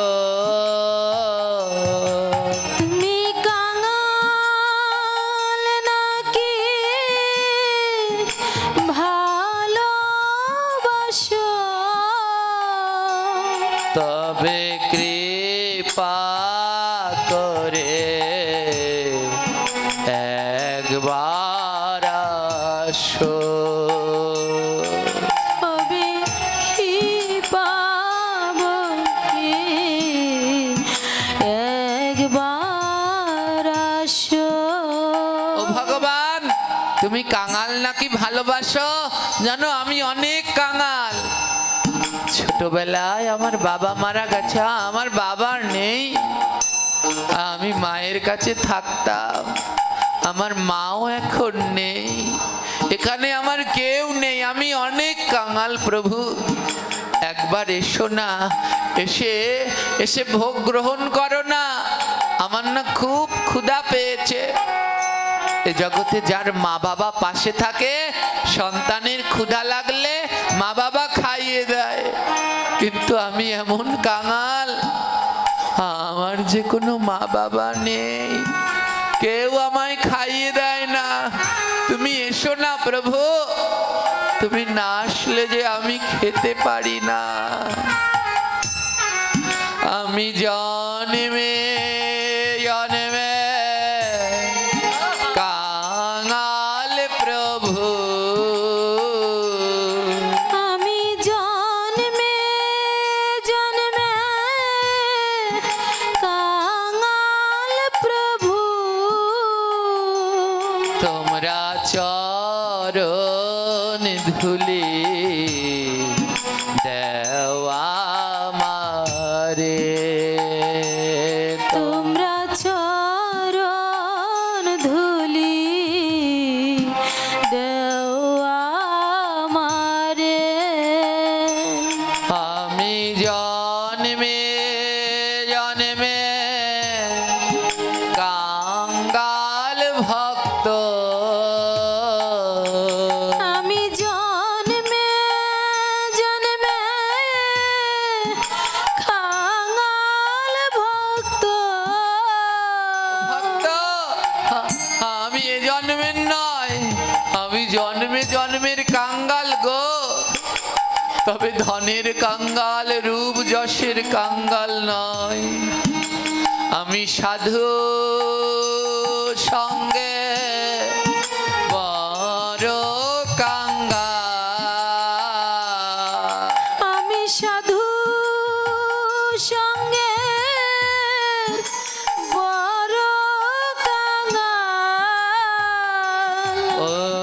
চরণ ধুলা বড় কাঙাল। ওই চরণ ধুলার বড় কাঙাল। তোমরা দাও দাও আমার চরণ ধুলে। তোমরা দাও দাও আমার চরণ ধুলি। ছুটতে ছুটতে আবার বাবাজির কাছে গেলেন। ও বাবাজি, কতবার ডাকলাম জানো, ভগবান আসলোই না। বাবাজি বলল, দুটি নয়ন জল দিয়ে ডাক রামা, নয়ন জল ছাড়া যে ভগবান আসে না। বাবাজি, আমি অনেকবার ডেকেছি জানো, আমার নয়নে না জল ঝরে না। বলে, ঝরবে কি, এ জগতে তো তার নয়নে জল ঝরে রে রামা, যে ভক্তের অঙ্গ পরশ করে। কৃষ্ণ নামে তার নয়নে জল ঝরে। ছোট্ট রামা ছুটতে ছুটতে আবার যমুনার তীরে গেল। বাবাজি বলেছে, ভক্তের অঙ্গ পরশ করলে নয়নে জল ঝরে, কিন্তু এই নির্জন যমুনার তীরে কোনো ভক্ত নেই তো। তবে গুরুদেবের মুখে একদিন শুনেছি, বৃন্দাবনে যারা বাস করে তারা নাকি সবাই ভক্ত। তার মানে এই বৃন্দাবনের গাছগুলো ভক্ত। তাই গাছগুলোকে বুকের মাঝে জড়িয়ে ধরছে আর বলছে, ওরে আয় রে ভক্ত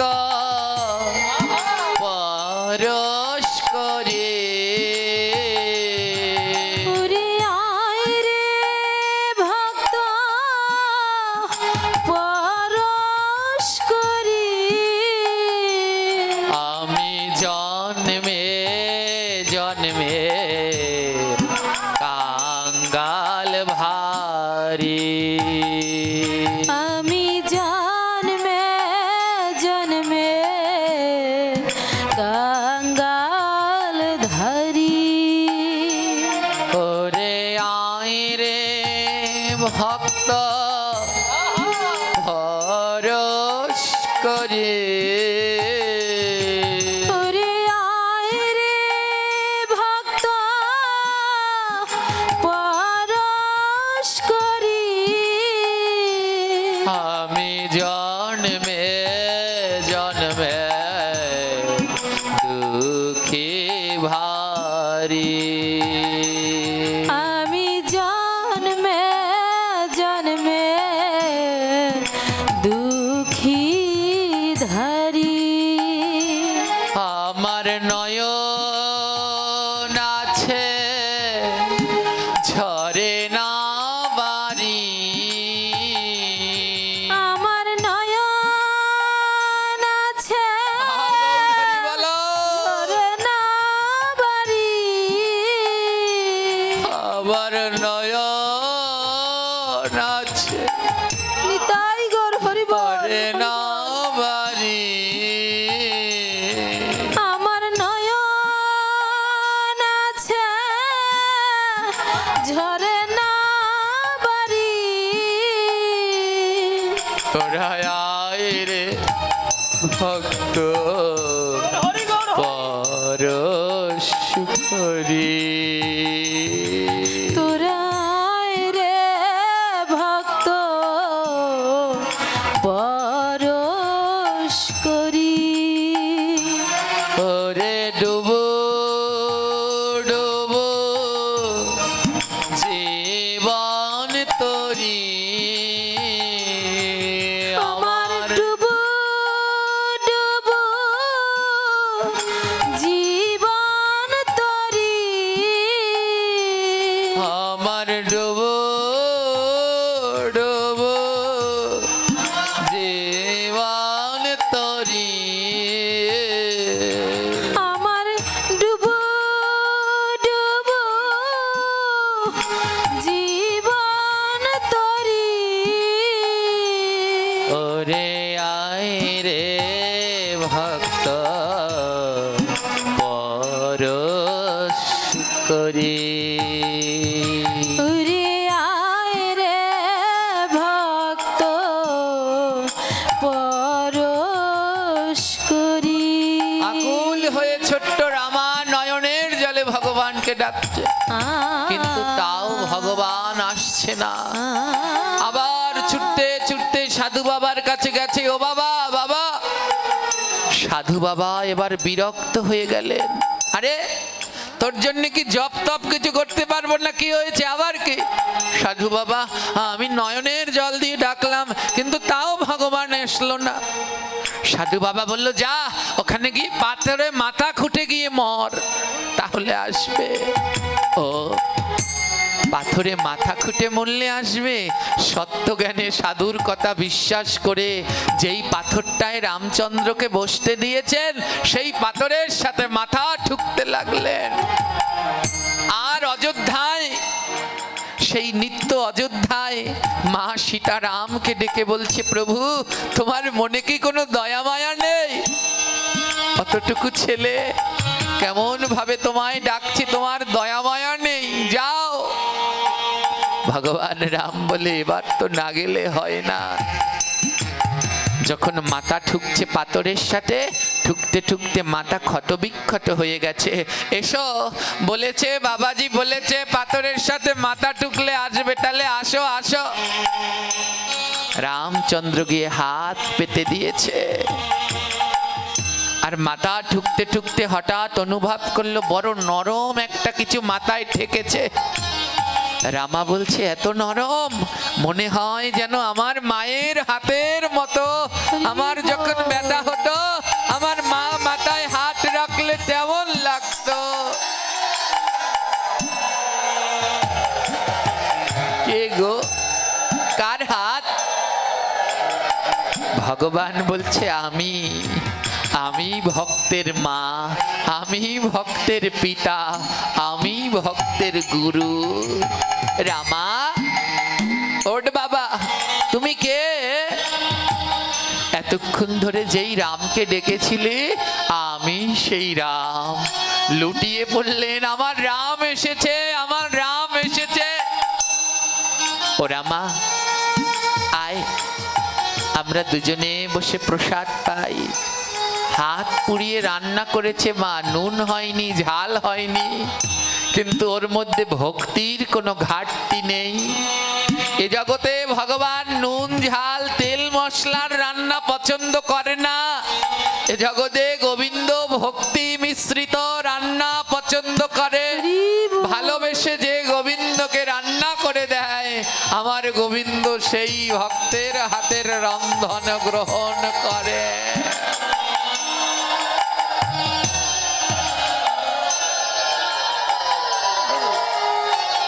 কি অপূর্ব স্বাদ, আহা কি অপূর্ব স্বাদ রে রামা। ভগবান প্রসাদ পেলেন, আর প্রসাদ পেয়ে ভগবান চলে গেলেন। আর ভগবানের সেই উচ্ছিষ্ট প্রসাদ রামা গ্রহণ করলেন। রামচন্দ্র আবার অযোধ্যায় ফিরে গেলেন। এমন অমৃতময় প্রসাদ পেয়ে রামচন্দ্রের মন বড় বেকুল। আবার কখন ভক্ত রামা আমায় ডাকবে? রামা আর রামকে ডাকে না, কারণ তার বন্ধু হলেন কৃষ্ণ। সে আজও অপেক্ষা করছে, কৃষ্ণের সাথে বৃন্দাবন যাবে। দেখতে দেখতে আবার 15 দিন কেটে গেল। আবার সবজি নিয়ে সেই যমুনার তীরে একাদশীর দিন আবার রামচন্দ্রকে ডাকলো। রাম আর আসতে দেরি করলো না, বলে আজ আর দেরি করা যাবে না, আজ তাড়াতাড়ি যায়। রামচন্দ্রের সে কি আনন্দ সেই প্রসাদ পেয়ে। প্রসাদ পেয়ে আবার ফিরে গেলেন। মা সীতা বলে, প্রভু তোমাকে এত খুশি আমি কোনোদিন দেখিনি, তোমার এত আনন্দ কেন? রামচন্দ্র বলে, জানো সীতা, এক ভক্ত আমায় নির্মল প্রসাদ দেয়, একাদশীর প্রসাদ, বড় স্বাদ গো, অমৃতময় স্বাদ। মা সীতা বলে, আমার জন্য আনোনি? না, তাহলে চলো আমিও যাই। রাম বললেন ওই ছেলেটা যেন প্রতিদিন ভোগ লাগায় না, ও সপ্তাহে ওই 15 দিনে এক পক্ষে একদিনই ভোগ লাগায়। তুমি যদি প্রসাদ পেতে হয় আবার সামনের একাদশীর অপেক্ষা করতে হবে। যখন পরের একাদশী আসলো, আবার যেই ডাকলো সঙ্গে সঙ্গে রাম চলে আসলো। আজ রাম না, সঙ্গে সীতাও এসেছে। ছোট্ট ছেলে বলছে, প্রভু ইনি কে? রামচন্দ্র বললেন, ইনি জনক নন্দিনী সীতা। সীতা এসেছে, কিন্তু রামার মনে কোনো আনন্দ নেই। রামা মনে মনে বলছেন, আজ তো তাহলে আমার ভাগের খাবারটা যাবে। রান্না করেছি তো 2 জনের, কিন্তু এসেছে তো 3 জন। রামা মনে মনে কিছু বললেন না, মনের কথা মনেই রেখে দিলেন। রাম প্রসাদ পেলেন, তারপরে সেই প্রসাদ সীতা পেলেন। উচ্ছিষ্টটা রামা গ্রহণ করলেন। রাম সীতা অযোধ্যায় ফিরে গেলেন। ফিরে গিয়ে রাম সীতার কি আনন্দ! লক্ষণ বললেন, দাদা তোমাদের এত আনন্দ কিসের? আরে বলিস না ভাই, এক ভক্ত একাদশীর দিন আমাদের প্রসাদ দেয়, সেই প্রসাদের এত স্বাদ, মনের আনন্দ আর কমে না। লক্ষণ বলল, আমায় নেবে না? বললেন, ওনার হাতে প্রসাদ পেতে হলে 15 দিন অপেক্ষা করতে হবে। লক্ষণ বললেন, তাহলে উঁচু মাপের ভক্ত, যার হাতে প্রসাদ পেতে 15 দিন অপেক্ষা করতে হয়। পরের একাদশী আসলো। ছোট্ট ছেলে গুরুদেবের কাছে বললেন, গুরুদেব আজ একটু তরকারি বাড়িয়ে দেবেন, সবজি বাড়িয়ে দেবেন। এখন আর একজন ভগবান আসেন, এখন আবার 2 জন ভগবান আসে। গুরুদেব মনে মনে বললেন, ও তো সরল মানুষ, নিশ্চয়ই ওকে কেউ ঠকিয়ে খায়। রাধুনীকে ডেকে বললেন, সবজি একটু বাড়িয়ে দিও। আজ 2 জন আর রান্না করেছেন, রান্না করে যেই না ভগবানকে ডেকেছে সঙ্গে সঙ্গে হাজির, সঙ্গে সঙ্গে হাজির। রামা বলে, বড় আশ্চর্য তো, প্রথম দিন ডাকতে ডাকতে মাথা ফাটিয়ে দিয়েছি, তাও আসলে না, আর এখন ডাকার সাথে সাথে চলে আসো, তা এজন আবার কে? রাম বলে, আমার ভাই লক্ষণ। তাই এনাকে এনেছো সঙ্গে করে, আগে বলবে না? রাম বলে, আমি লক্ষণ ছাড়া থাকতে পারি না। কি করবে? ওর ভাগেরটাও আজ লক্ষণকে দিয়ে দিল। সে কি অমৃত স্বাদ! রাম লক্ষণ সীতা সেবা করবার পরে যেইটুকু থাকলো, রামা সেইটুকু সেবা করলো। 3 জন মিলে এবার অযোধ্যায় গিয়ে রাম লক্ষণ সীতা সে কি তাণ্ডব নৃত্য! ভরত শত্রুঘ্ন উর্মিলা মান্ডবী বলে, তোমাদের কি হয়েছে? বলে, আর বলো না, এক নির্মল ভক্ত, এক নির্মল ভক্ত যার হাতে অমৃতময় প্রসাদ পাওয়া যায়। ভরত শত্রুঘ্ন উর্মিলা মান্ডবী বলল, আমাদের নেবে না? বলল, এর হাতে প্রসাদ পেতে, এর হাতে প্রসাদ পেতে হলে 15 দিন অপেক্ষা করতে হয়। আবার যেই 15 দিন পরে একাদশী আসলো, আজ রাম লক্ষণ ভরত শত্রুঘ্ন সীতা উর্মিলা মান্ডবী সবাই চলে আসলো। আর ছেলেটা গুরুদেবের কাছে বলছে, গুরুদেব এখন কিন্তু ভগবান আর 3 জন নেই, দিন আর দিন ভগবান শুধু বাড়ে, শুধু বাড়ে, তাই আজ একটু বেশি করে সবজি দাও।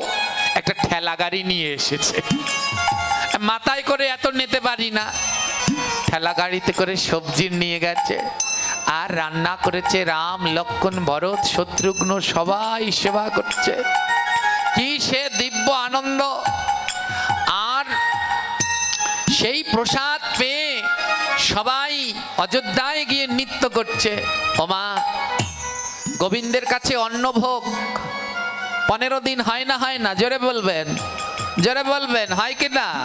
যারা নিত্য ভোগ দেন, দেন তো গোবিন্দের কাছে ভোগ? ভোগ যদি না দেন, মহা মহা যারা প্রসাদ, হ্যাঁ, কালকে বলবো গোবিন্দের কাছে ভোগ না দিলে কেমন যন্ত্রণা পেতে হয়। গোবিন্দের ভোগের প্রসাদ 14 দিন পাওয়া যায়, অন্ন ভোগের প্রসাদ 14 দিন পাওয়া যায়। 14 আর 14 কত? তাহলে 1 মাসে 28 দিন অন্ন প্রসাদ পাওয়া যায়। আর যে প্রসাদ প্রতিদিন পাওয়া যায় না সেটা দুর্লভ প্রসাদ না? যে প্রসাদটা প্রতিদিন পাওয়া যায় না সেটা দুর্লভ না সুলভ? একাদশীর প্রসাদটা প্রতিদিন পাওয়া যায় না, ওটা 15 দিনে একদিন পাওয়া যায়, তাই ওটা বড় দুর্লভ প্রসাদ। হরি বল। আর আর আপনারা একাদশী করতে চান না?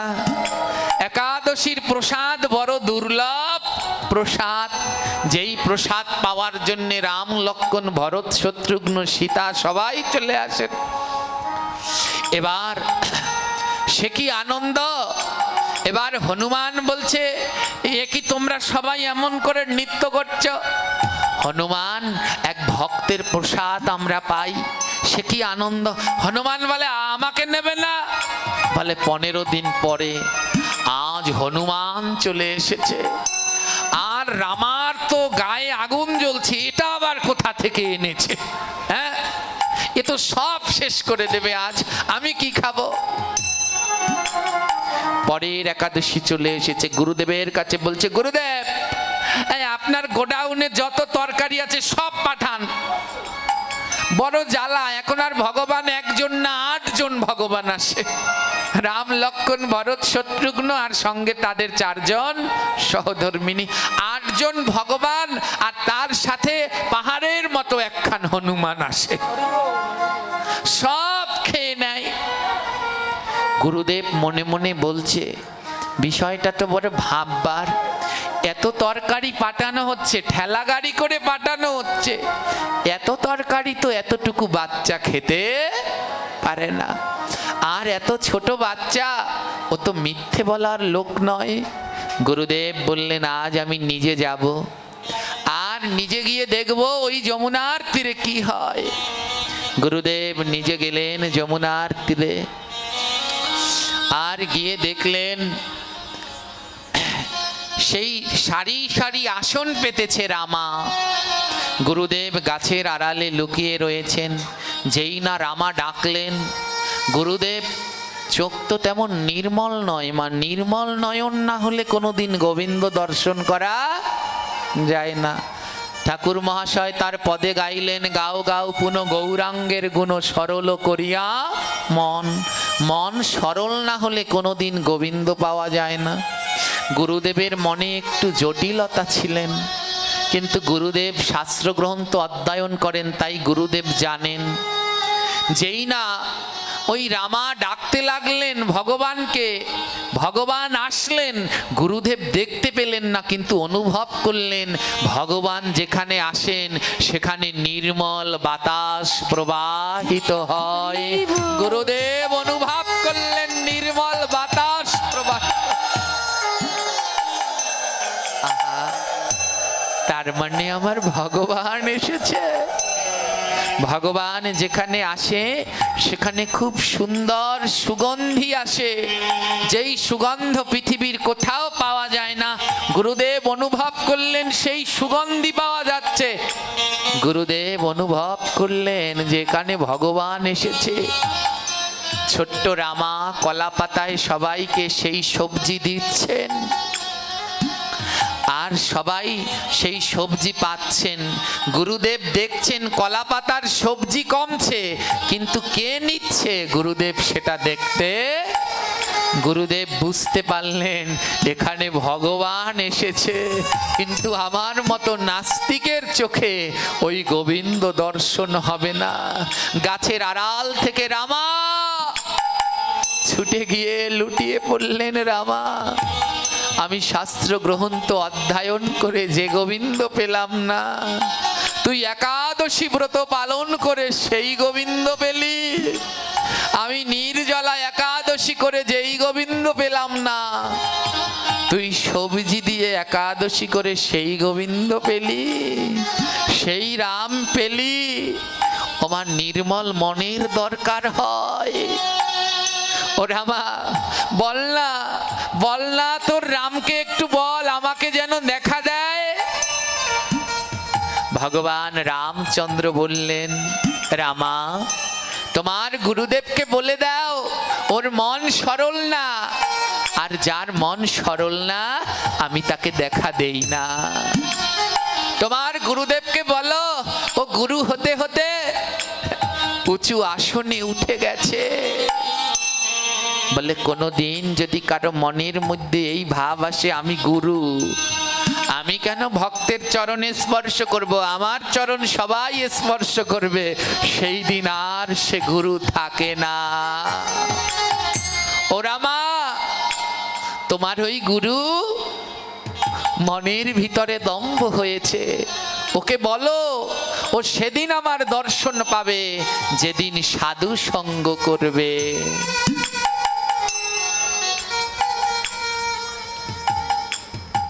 গুরুদেব বললেন, রামা সত্যি আমি অহংকারী হয়ে গেছি রে, তাই রামা আজ থেকে আমি সাধু সঙ্গের পথে বেরিয়ে যাব। আশ্রমের সবাইকে ডাকলেন, ডেকে গুরুদেব বললেন, শোনো, আজ থেকে আমি 6 মাসের জন্যে সাধু সঙ্গ করবার জন্যে তীর্থে তীর্থে পরিভ্রমণ করব, আর আজ থেকে এই আশ্রমের দায়িত্ব হলো রামার। যার হাতে ভগবান সেবা করে আজ থেকেই রামার দায়িত্ব আশ্রমের। রামার হাতে মন্দিরের দায়িত্ব দিয়ে গুরুদেব চলে গেলেন সাধু সঙ্গ করবার জন্যে, কারণ সাধু সঙ্গ না করলে মন নির্মল হয় না। এইদিকে রামা মন্দিরের দায়িত্ব পেলেন, যখন আরতি করতে যায়, ওমা আরতি করতেই থাকে, প্রদীপ নিভে যায় কিন্তু আরতি থামে না। যতক্ষণ পর্যন্ত ভগবান নিজে এসে না দাঁড়ায় ততক্ষণ পর্যন্ত আরতি করতেই থাকে। কিন্তু ওর মনের ভাব তো আর সবাই বুঝতে পারে না, পারে কি? পারে না। তাই সবাই বলে একটা পাগলকে দায়িত্ব দিয়ে গেছে, সবাই মন্দির ছেড়ে চলে যায়। প্রদীপ নিভে গেছে, তাও আরতি দেখায়। ভোগ লাগাতে বসে, যতক্ষণ পর্যন্ত ভগবান না আসে ও বসেই থাকে, কারণ ও তো কোনো মন্ত্রতন্ত্র জানে না। ওর মন্ত্রতন্ত্র মানে ভগবান আসবে, গ্রহণ করবে। এক এক করে সবাই আশ্রম ছেড়ে চলে গেল, কেউ আর আশ্রমে নেই। সবাই বলে একটা পাগল রেখে গেছে গুরুদেব। এ কোন পাগল? সেবা অর্চনার কোনো নিয়ম কানুন কিচ্ছু জানে না। সবাই আশ্রম ছেড়ে চলে গেল। ওমা যখন সবাই ছেড়ে চলে গেল, কেউ নেই আজ আশ্রমে। সন্ধ্যা হয়েছে, যেই মন্দিরের কপাট খুলেছে, দেখে রাম লক্ষ্মণ ভরত শত্রুঘ্ন সীতা উর্মিলা মান্ডবী সবাই লাইন দিয়ে দাঁড়িয়ে।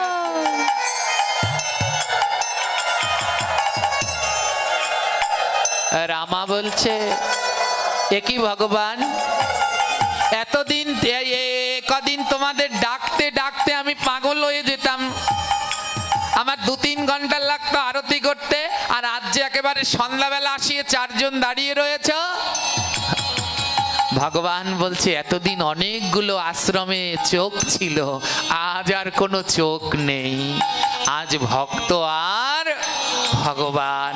ও রামা, আজ আশ্রমে আর কেউ নেই, তাই তুমি আর আমি, তাই আমরা সিদ্ধান্ত নিয়েছি আর এই মন্দির ছেড়ে যাব না। এখন থেকে আমরা সবাই এই মন্দিরেই থাকবো। এই কথা শুনে রামার মুখ ভারী হয়ে গেল। কি বললে? আজ থেকে তোমরা আর এখান থেকে যাবে না? ভগবান বলল, না, আজ থেকে রাম লক্ষ্মণ ভরত শত্রুঘ্ন সীতা মান্ডবী উর্মিলা হনুমান আমরা সবাই এখানে থাকবো, 24 ঘন্টা থাকবো। রামা হাত থেকে প্রদীপ রেখে দিল, মুখ ভার করে দাঁড়িয়ে রয়েছে। রামচন্দ্র বলে, এ কি তুমি মুখ ভার করেছো কেন? রামা বলে, তোমরা এতগুলো মানুষ আর তোমাদেরটা আমি রান্না করব, আমি খাওয়াবো, পারবো না। শোনো, গুরুদেব এই আশ্রমের দায়িত্ব আমায় দিয়ে গেছে। হে ভগবান রাম, এই আশ্রমে থাকতে হলে আমার কথা শুনতে হবে। আজ ভক্ত ভগবানকে শাসন করছে। ওমা, এ কোনো গল্প কাহিনী নয় গো, এ গোবিন্দ আর তার ভক্তের পরম মধুর্য মাধুময় লীলা। ভক্ত শাসন করছে, ভগবান এই মন্দিরে থাকতে হলে আমার কথা শুনতে হবে, শুনতে পারবে? সবাই হাত জোর করে মাথা নিয়েছে, হ্যাঁ হ্যাঁ শুনতে পারবো। বলো। শোনো মা সীতা, তোমার কাজ হলো এই মন্দিরে যদি থাকতে হয়, তোমার কাজ হলো আজ থেকে সব রান্না তুমি করবে। মহিলা মানুষ আর রান্না করো না, আমি রান্না করি তুমি খাও। মা সীতা মাথা পেতে নিয়ে বললেন, হ্যাঁ বাবা, আজ থেকে সব রান্না আমি করব। লক্ষণ, তোমার কাজ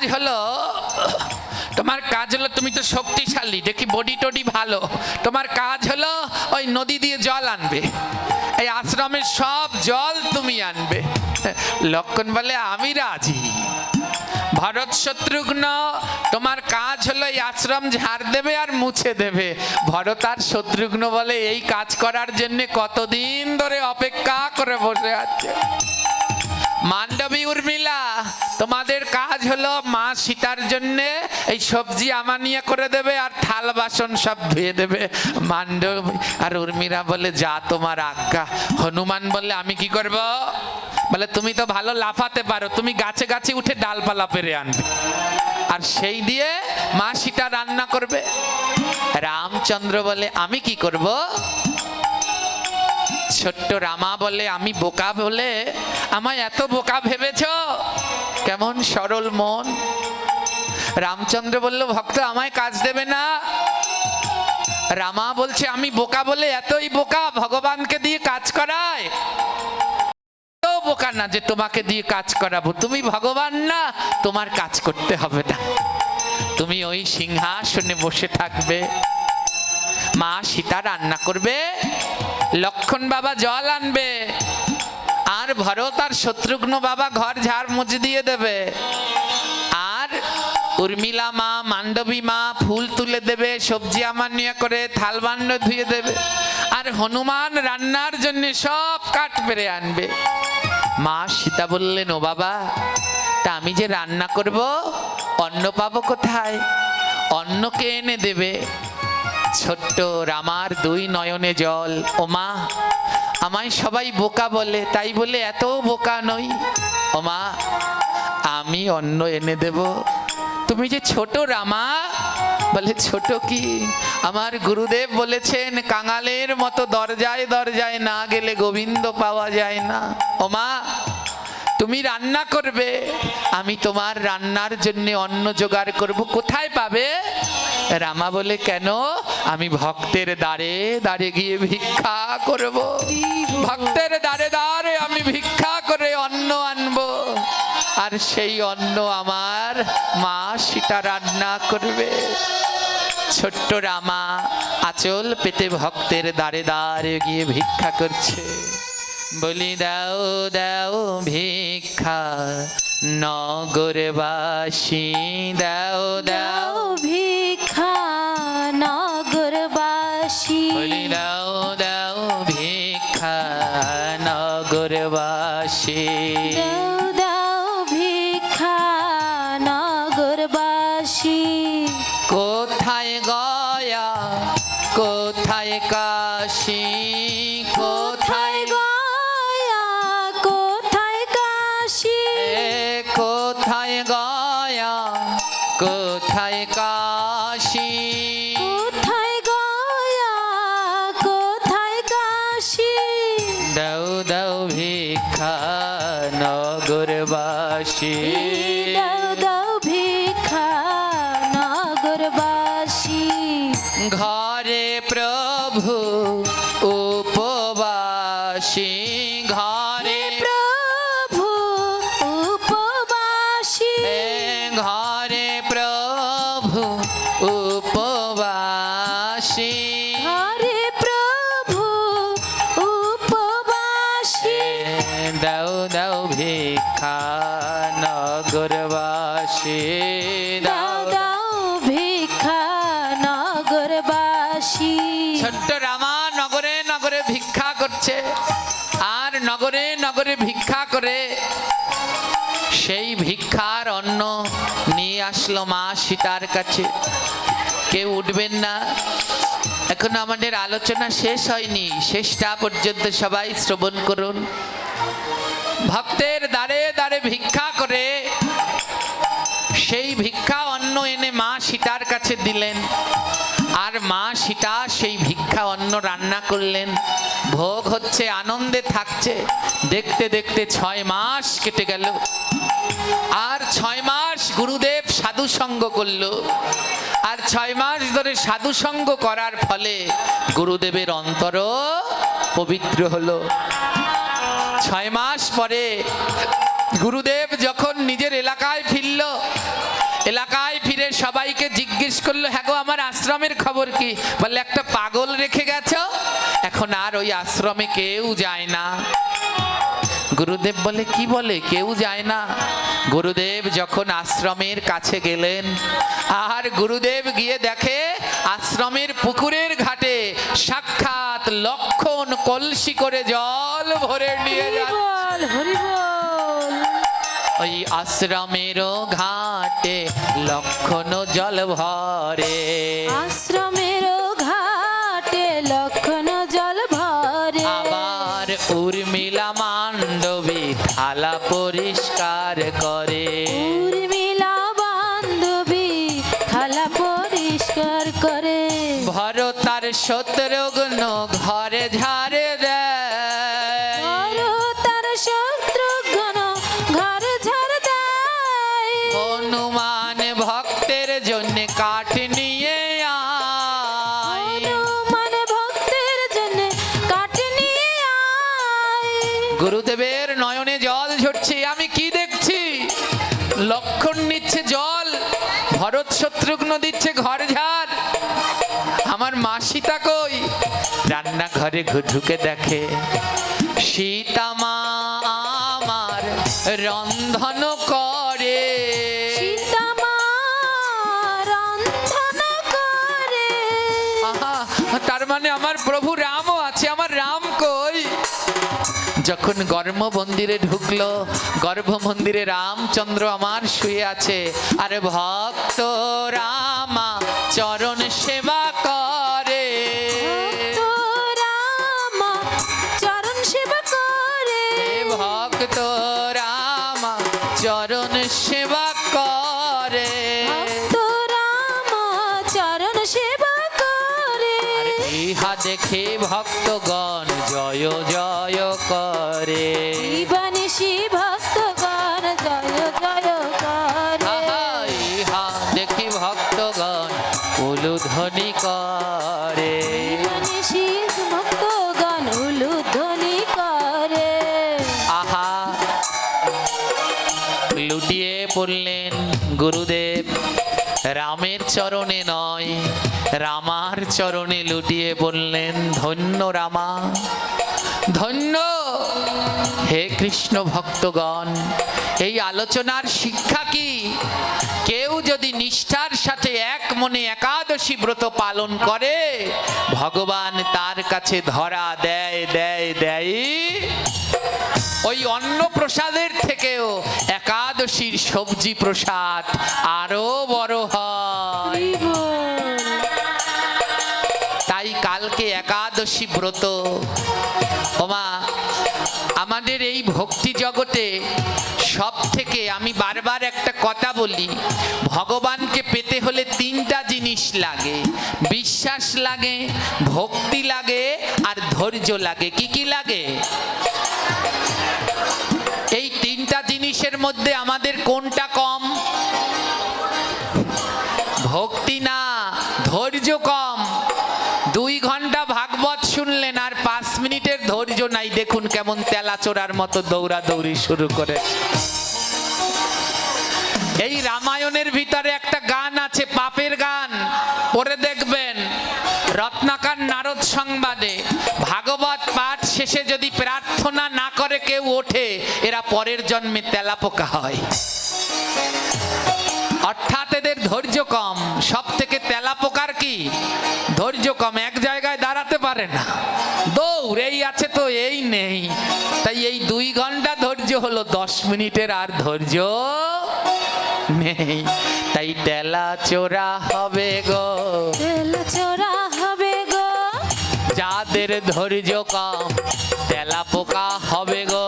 যাদের ধৈর্য কম তেলাপোকা হবে গো। তেলাপোকা ফাঁকা হয়ে যাবে, একটু ধৈর্য ধরো।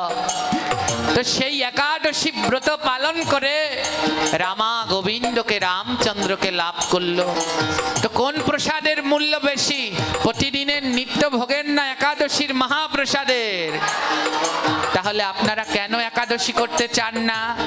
বলেন কালকে একাদশী করবেন না করবেন না? হাত তুলুন। আমাদের ভাইদের হাত কম কেন? হাত তোলো।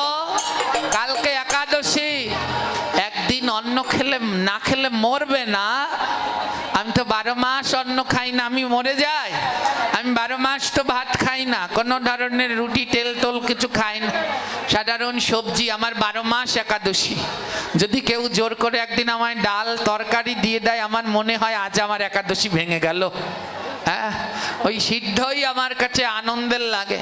আমি যদি 12 মাস ভাত না খেয়ে বাঁচতে পারি, তো তোমরা একদিন ভাত না খেলে মরে যাবে? বলো মায়েরা বাবারা, বলো আমাদের ভাইয়েরা বাবারা, বলো মরে যাবেন? তাহলে কেন হাত তুলছেন না? এমন জন্ম আর হবে? তাহলে কেন করছেন না? আর কালকের একাদশী তো বড় মাহাত্ম্য, যে একাদশী করলে কামনাকেও জয় করা। এবার হাত তুলুন, কে কে করবেন দেখে নেই কোন কয়টার লোভ আছে। ওমা, সংসদে যখন কোনো বিল পাস হয়, সংসদে যখন কোনো বিল পাস হয়, এবার স্পিকার জিজ্ঞাসা করে কারা পক্ষে কারা বিপক্ষে। যারা পক্ষে আছে হাত তোলো, যারা পক্ষে নাই তাদের হাত তোলা। এবার আমরা দেখব আমাদের বিরোধী দল কারা। যারা একাদশীর পক্ষে আছেন হাত তুলুন লম্বা করে 2 হাত। ওরে বাবা, বিপক্ষেও আছে কয়েকজন।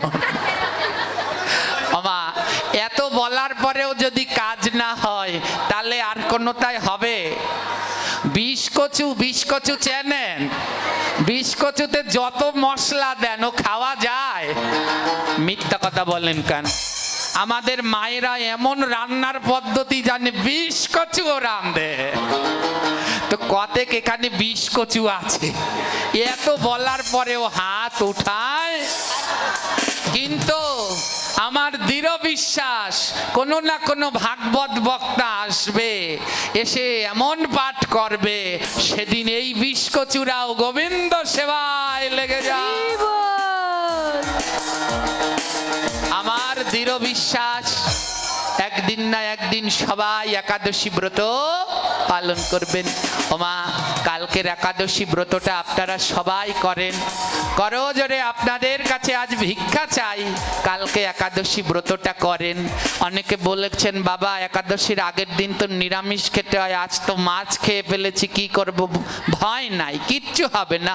হ্যাঁ, গোবিন্দ বলছেন কেউ যদি ভুল করে অপরাধ ক্ষমা চায়, তাহলে আমি ক্ষমা করে। কেউ যদি এমন ভাবেন যে আজ তো মাছ খেয়েছি, কাল একাদশী করলে হবে, হবে। আজ গোবিন্দের কাছে ক্ষমা চাইবেন, প্রভু আর ক্ষমা চেয়ে নিলাম যেন কাল একাদশী করতে পারি। এবার তুলুন না, এবার কে কে তুলবেন? এবার শেষবার যারা যারা তুলবেন তাদের কাছে গোবিন্দের নামে ধ্বনি। ভাইয়েরা একটু তোলো, আমার বাবারা, তোমরা ছাড়া আমার আর গতি নাই। তোলো তোলো, জয় নিতাই গৌর প্রেমানন্দে।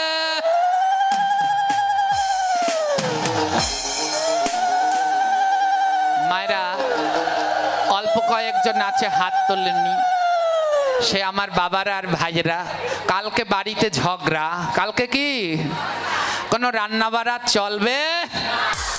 এক করই তরকারি রান্না করবেন, গোবিন্দকে ভোগ লাগাবেন, যে নেবে তো নেও, অন্য কালকে একেবারে বন্ধ। দেখি একাদশী না করে কোথায় যাও। মা যদি ভালো হয়, তাহলে স্বামীও ভালো হবে, সন্তানও ভালো হবে।